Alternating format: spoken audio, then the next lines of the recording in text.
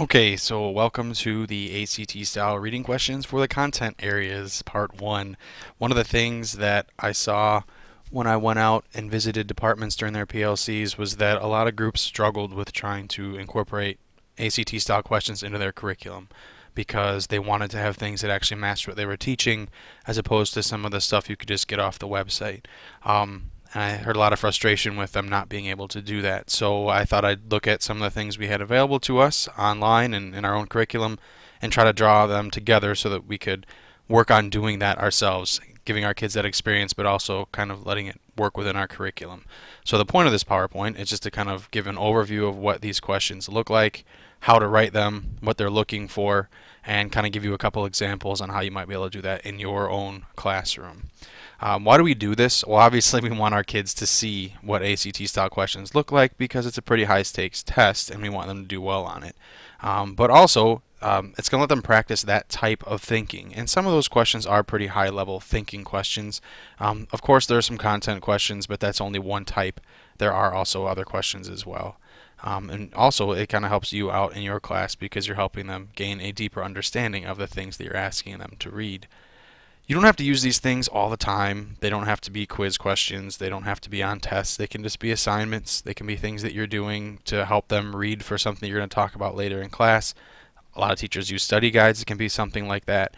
So while I'm not going to go through every single thing I type on these PowerPoints, these four things are just some ideas you can use when you're trying to put them into your own course.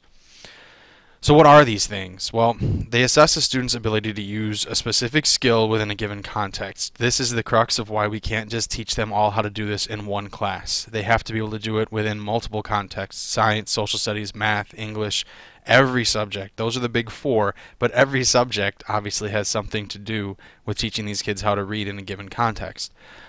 We're trying to make sure that they aren't just one faceted, that they can use all these different skills across the board. If you look into ACT's description of to what all these different subject areas mean, almost every single course we teach in this building falls under one of their big categories. So everyone's kind of got a role in this, and we all should be working to do it. If you go to ACT's website, these are the types of questions they're going to tell you are asked. I've put the colors on here to help kind of explain with this PowerPoint what's happening, but there's different levels of questions, basically levels 1, 2, and 3. Level 1 questions are all those ones that are highlighted in green. Those types of questions are nothing more than recall questions. I know a lot of us are trying to move away from these in our curriculum and get more towards skills, but these things still exist, and it is important that our students do understand what content is asking of them, so what's happening on the page. So those are one type of questions that the ACT asks. Anything highlighted in yellow is a level 2 question. Basically, this is like an inference. The student's taking something that they've read and they're kind of mulling it over in their head and then deciding, this is what I think the author is really trying to say, kind of reading between the lines, if you will. It's not explicitly on the page, but it's something, a conclusion that can be drawn based on what's written there. And level 3 questions are the hardest, so the most abstract type of question.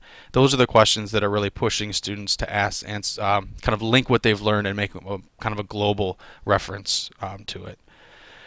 So those are the three types of questions. Those are why we should use them. This is just kind of a preliminary PowerPoint to get some of that information out there. The next couple PowerPoints and screener things here that you're going to get are going to talk more about how to actually make these types of questions, what they might look like for a given subject area, and we'll go from there. So thanks for listening, and please feel free to email me with any questions.